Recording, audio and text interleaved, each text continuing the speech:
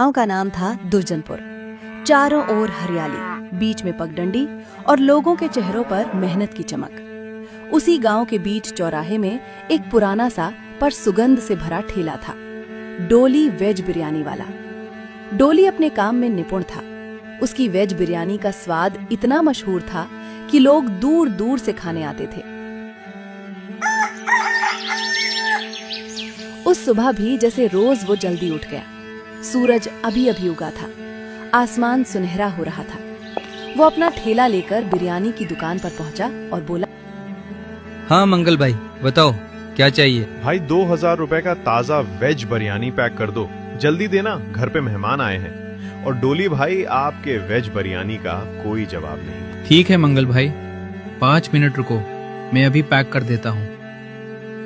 बिरयानी इतना लाजवाब है कि आपके रिश्तेदार उंगलियां चाटते रह जाएंगे। डोली भाई, इसीलिए तो आपकी दुकान पर आए। तब तक डोली के ढाबे पर और ग्राहक आ जाते हैं। डोली भाई, एक प्लेट बिरयानी लगाओ, बहुत भूख लगी है। अरे भाई अभी लगाता हूँ, पर सुनो, आज से दाम बढ़ गए। क्यों भाई, ऐसे अचानक दाम क्यों बढ़ गए? क्या करूँ भाई, सामान बहुत महंगा हो गया है। सोया का दाम बढ़ गया है, तेल का दाम आसमान छू रहा है, हर एक सामान का दाम बढ़ता जा रहा है। इसलिए भाई लोग, मुझे भी बिरयानी का दाम बढ़ाना पड़ा। डोली भाई बताओ, अब एक प्लेट वेज बिरयानी कितने का दिए? भाई अब 200 रुपए का एक प्लेट बिरयानी मिलेगा। क्या करूं भाई, मेहनत लगता है। अरे भाई, इतने में तो हम मटन खा लें। इतनी महंगी वेज बिरयानी हमें नहीं चाहिए। इतना कहकर वो चला गया। शाम तक मुश्किल से 2 प्लेट बिकी। डोली ठेले के पास बैठा और सोचने लगा, अब क्या करूं? अगर यही हाल रहा तो ठेला बंद करना पड़ेगा। तभी एक अजनबी आया, धोती कुर्ता पहने हुए और चेहरे पर मुस्कान।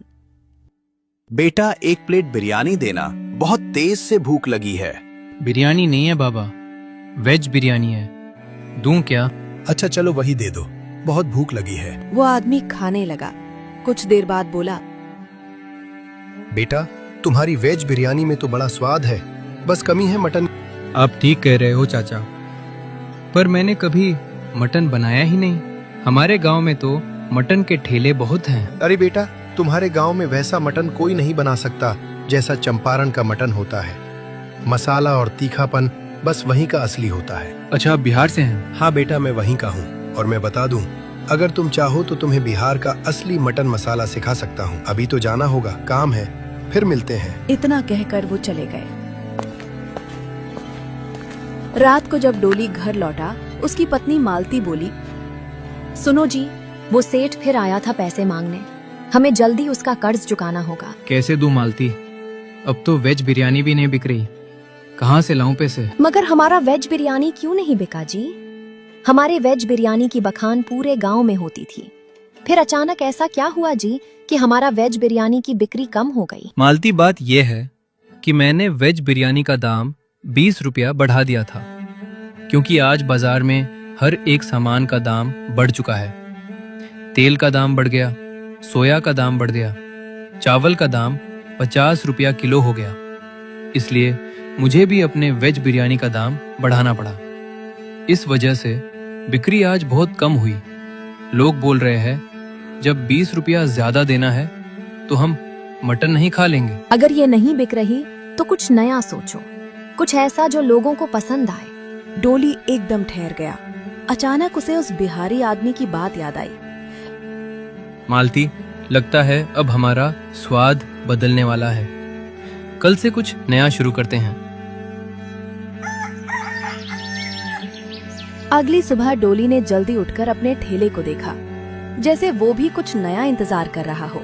वो बोला, आज उस बिहारी चाचा को ढूंढना ही होगा, वही कुछ रास्ता दिखाएंगे। वो पूरे गांव में घूमता रहा।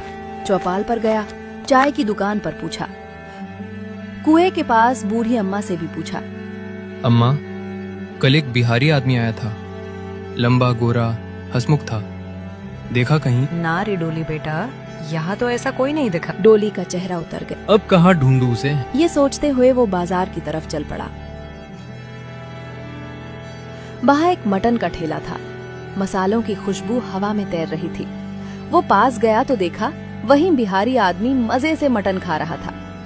डोली ने राहत की सांस ली और बोला, अरे बिहारी चाचा, मैं तुम्हें पूरे गांव में ढूंढ रहा था और तुम यहाँ मटन खा रहे हो। अरे बेटा, अब जा ही रहा था तुम्हारे गांव से, सोचा जाते जाते थोड़ा मटन खा लूं। चाचा, आपने कहा था ना कि आप मुझे बिहारी मटन बनाना सिखाएंगे, वही सीखना है। उसमें कुछ बड़ा राज नहीं है बेटा, जैसे तुम चिकन बनाते हो वैसे ही बनाओ। फर्क बस इतना कि उसमें खड़े मसाले, तेज पत्ता, लौंग, इलायची और प्याज थोड़ा ज्यादा डालना। और हाँ, मटन सरसों के तेल में ही पकाना, तब देखना स्वाद ऐसा कि लोग उंगलियां चाटेंगे। बस इतना ही चाचा, दिल से बनाओगे तो स्वाद अपने आप आएगा। धन्यवाद चाचा, कल से मेरा ठेला मटन करी वाला ठेला बनेगा। और दोनों अपने अपने रास्ते चल पड़े, एक नया स्वाद और नई उम्मीद लेकर। अगले दिन सुबह सुबह डोली उत्साह से भरपूर उठ गया। सूरज की किरणें उसके आंगन में सुनहरी चमक बिखेर रही थी। सुनिए जी, आज तो बहुत जल्दी उठ गए। आज नया दिन है माया, और नया स्वाद। माया से इतना कहकर डोली बाजार चला गया। प्याज, टमाटर, अदरक, लहसुन, गरम मसाला और सरसों का तेल खरीदने दुकानदार ने पूछा, अरे डोली भैया, आज तो बहुत सारा सामान ले रहे हो, कोई नया दुकान खोलना है? बस भाई, अब चिकन नहीं मटन चलेगा। देखना, पूरा गांव खुशबू से भर जाएगा। हर किसी के जुबान पर सिर्फ अब डोली मटन करी वाले का नाम रहेगा। पहला दिन था, इसलिए उसने केवल 4 किलो मटन लिया। घर लौटकर उसने प्याज और टमाटर बारीक कांटे, खड़े मसाले निकाले, तेजपत्ता, लौंग, दालचीनी और इलायची। तभी माता बोली, सावधानी से बनाना जी, नया ठेला है, लोग ध्यान से चखेंगे। तुम बस देखती रहो, आज हमारा नसीब बदलेगा। दोपहर होते होते उसने नया बोर्ड लगाया, डोली का चंपारण मटन करी, असली देसी स्वाद। तभी उसके पुराने ग्राहक आए और बोले, अरे डोली, आज तेरे चिकन की खुशबू कुछ अलग ही लग रही है भाई। भाई, ये चिकन नहीं है, ये तो चंपारण का स्पेशल मटन करी है। नया स्वाद, नई कहानी। अरे वाह, नया स्वाद मतलब? डोली भाई, मैं कुछ समझा नहीं। मतलब भाई, मसालों का जादू और सरसों के तेल का तड़का। एक बार खाओगे तो बार बार आओगे। नाम सुनते ही मुंह में पानी आ गया। पर दाम क्या है भाई? मटन है मतलब महंगा होगा। ज्यादा नहीं, बस 250 रुपया। प्लेट 8 रोटी, 250 ग्राम चावल, 4 मटन करी और ग्रेवी। भाई, खुशबू तो जबरदस्त है। अब चाहे जो भी दाम हो, एक प्लेट लगा दो। डोली ने एक प्लेटें सजाई, गर्मा गर्म मटन करी, सादा चावल, साथ में कटी प्याज और नींबू। ग्राहक ने पहला निवाला मुंह में डाला और आंखें बंद कर ली। अरे वाह डोली, क्या ही मटन करी बनाया है तूने। मसालेदार, मुलायम और ऐसा रसदार कि दिल खुश हो गया। हाँ भाई, तेरा चंपारण मटन करी की तो बात ही कुछ और है। अब गांव के बाकी मटन वालों की छुट्टी। धीरे धीरे डोली के ढाबे पर भीड़ बढ़ने लगी। सारा गांव डोली के मटन की तारीफ में डूब गया। लेकिन उसी समय गली के कोने पर 3 पुराने मटन ठेले वाले एक दूसरे को देख रहे थे। देखा, अब तो सब उसके ठेले पर जा रहे हैं। अगर ऐसा रहा तो हमारे ठेले बंद हो जाएंगे। कुछ तो करना पड़ेगा, इसका ठेला बंद कराना ही होगा। शाम को जब डोली ने ठेला समेटा, उसकी आंखों में चमक थी। मालती ने पूछा, कैसा गया आज का दिन जी? क्या हुआ? मटन करी बिका कि नहीं? आपके चेहरे की खुशी देखकर लग रहा है कि मटन करी की दुकान चल गई। आज का दिन सबसे अच्छा था। हमारा चंपारण मटन ने कमाल कर दिया। लेकिन उसे क्या पता था कि अब उसकी असली परीक्षा शुरू होने वाली थी। अगले दिन सुबह डोली पूरे जोश में था। कल के शानदार दिन की याद अभी भी उसके चेहरे पर मुस्कान बनकर झलक रही थी। सरसों के तेल में मसालों की खुशबू फिर से पूरे चौराहे पर फैल रही थी। तभी उसके पास तीनों पुराने मटन ठेले वालों में से 2 आए। अरे डोली भाई, जरा इधर तो आना, 2 मिनट बात करनी थी। कहो भाई, क्या बात है? कुछ नहीं, बस तुम्हारा मटन करी तो पूरे गांव को दीवाना कर गया है। अब हमारे ठेले पर कोई नहीं आता, सोचा हमें ही अपने पास काम पर रख। अरे भाई, मेरा ठेला इतना बड़ा कहाँ कि किसी को नौकरी दूं। मैं तो खुद ही मुश्किल से संभालता हूँ। दोनों ने बनावटी मुस्कान दी और बोले, ठीक है डोली, जैसा ठीक समझो, हम चलते हैं। इतना कहकर वो दोनों धीरे धीरे आगे बढ़ गए। डोली को क्या पता उसी वक्त तीसरा ठेले वाला पीछे से आकर उसके भगोने में एक गिरगिट डाल दिया और चुपचाप भीड़ में गायब हो गया। कुछ देर बाद गांव के मुखिया और उनका एक साथी वहां पहुंचे। अरे डोली, तेरे मटन की बहुत चर्चा सुनी है, आज हम भी चखेंगे तेरी मशहूर चंपारण मटन करी। जी मुखिया जी, आज आपको ऐसा स्वाद मिलेगा कि याद रह जाएगा। उसने झटपट गर्मा गर्म मटन चावल के साथ परोसा और सामने रख दिया। मुखिया ने पहला कौड़ लिया, मुस्कुराए, लेकिन जैसे ही दूसरा निवाला उठाया उनकी थाली में कुछ गिरा। अरे ये क्या है डोली, ये तो गिरगिट है। मुखिया चीख पड़े, थाली जमीन पर गिर गई। डोली, तू गांव वालों को ऐसी गंदी करी खिलाता है, शर्म नहीं आती? आज से तू इस गांव में ठेला नहीं लगाएगा। आज तो तू मुझे मार ही डालता। अगर ये गिरगिट में खा लेता तो आज मेरा काम खत्म था। मुझे तुझसे ये उम्मीद नहीं थी।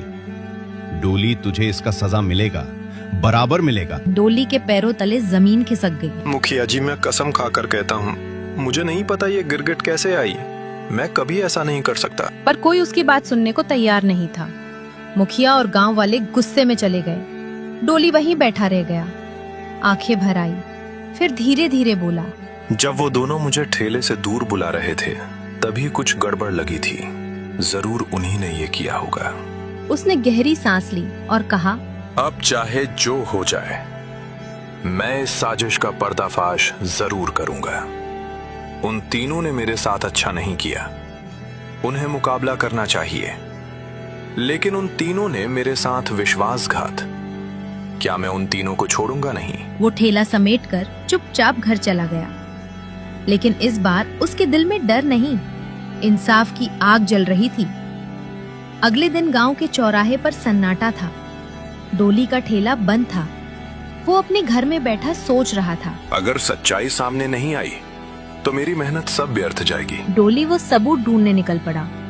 चलते चलते उसने देखा कि तीनों मटन ठेले वालों में से दो के ठेले पर अच्छी खासी भीड़ थी, लेकिन तीसरे के ठेले पर कोई ग्राहक नहीं। डोली के चेहरे पर हल्की मुस्कान आई। यही मौका है। अगर मैं इसे अपने पक्ष में कर लूं तो सच्चाई खुद सामने आ जाएगी।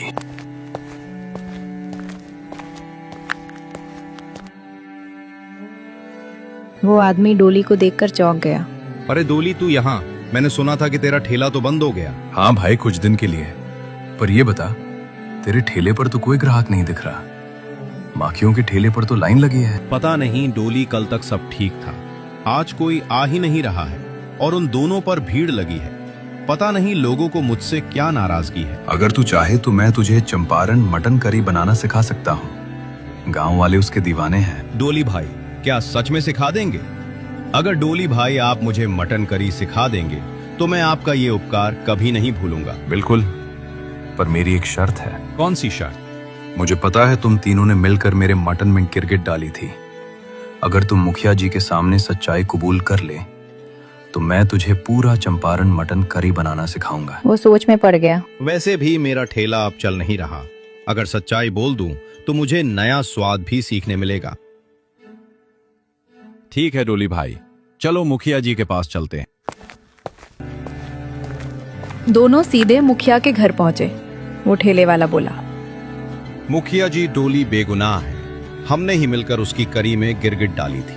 गलती हमारी थी। क्या तुम तीनों ने एक निर्दोष को फंसाया? ये बहुत बड़ी गलती है।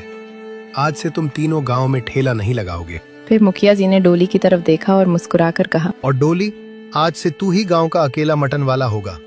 तेरा ठेला ही असली ठेला कहलाएगा। धन्यवाद मुखिया जी, आज मेरा विश्वास जीत गया। अगले ही दिन डोली ने फिर से अपना ठेला लगाया। गांव के लोग उमड़ पड़े। पहले से भी ज्यादा भीड़ थी और यूं डोली बना गांव का मशहूर चंपारण स्पाइसी मटन करी वाला। मेहनत, सच्चाई और स्वाद का सच्चा उदाहरण। दोस्तों, अगर आप वीडियो को यहाँ तक देख रहे हैं तो उम्मीद है आपको हमारी ये कहानी अच्छी लगी होगी। अगर हमारी कहानी आपको अच्छी लगी तो चैनल को सब्सक्राइब, वीडियो को लाइक करना मत भूलिए। दोस्तों, मिलते हैं दूसरी कहानी में।